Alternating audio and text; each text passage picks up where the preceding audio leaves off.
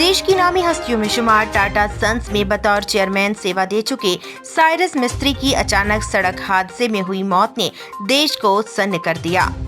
बेहद कम वक्त में साइरस ने अपनी काबिलियत के दम पर कामयाबी की बुलंदियों को छुआ था। साइरस मिस्त्री भारत में पारसी समुदाय का एक जाना पहचाना चेहरा थे।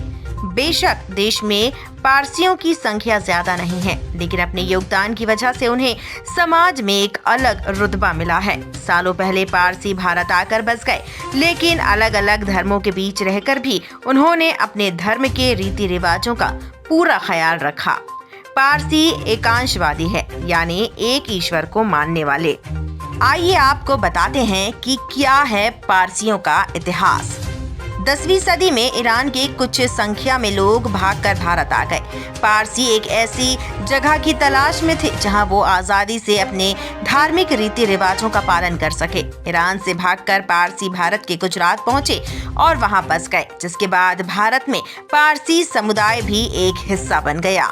देश के विकास में पारसियों का अहम योगदान रहा है। जी हाँ, पारसियों को देश का हिस्सा इसलिए भी बनाया गया क्योंकि देश के विकास में इस समुदाय का काफी अहम योगदान रहा। इस समुदाय के लोग देश के अग्रणी उद्यमी हैं, बड़े कानूनविद, स्वतंत्रता सेनानी से लेकर सैन्य बलों में भी इनकी मौजूदगी और गहरी छाप है।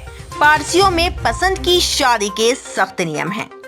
पारसी समुदाय में शादी के 2 चरण होते हैं।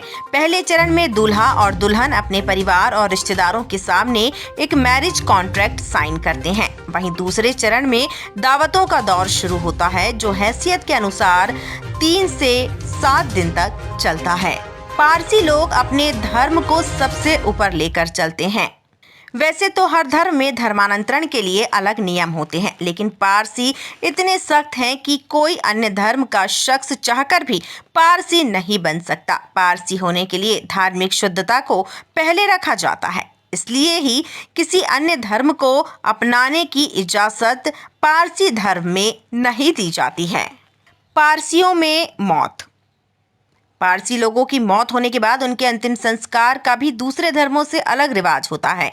पारसी समुदाय में जब भी किसी की मौत हो जाती है तो उसके शव को टावर ऑफ साइलेंस यानी कि दरमा ले जाया जाता है। टावर ऑफ साइलेंस में शव को ऊपर खुले में रख दिया जाता है और प्रार्थना शुरू की जाती है। प्रार्थना के बाद शव को गिद्ध और चील के खाने के लिए छोड़ दिया जाता है। ये पारसी समुदाय की परंपरा का हिस्सा है। पारसी धर्म में किसी शव को जलाना या दफनाना प्रकृति को गंदा करने के समान माना जाता है। पारसी धर्म में माना जाता है कि मृत शरीर अशुद्ध होता है। पारसी धर्म में पृथ्वी, जल और अग्नि को बहुत ही पवित्र माना गया है, इसलिए शवों को जलाना या दफनाना धार्मिक नजरिए से पूरी तरह गलत बताया गया है। और पर्यावरण को लेकर पारसी काफी सजग होते हैं। पारसी धर्म में मानना है कि शरीर को जलाने से अग्नि अपवित्र हो जाती है। पारसी शवों को दफनाया नहीं जाता इसलिए क्योंकि धरती प्रदूषित हो जाती है, और पारसी शवों को नदी में बहाकर भी अंतिम संस्कार नहीं कर सकते क्योंकि जल अशुद्ध हो जाता है।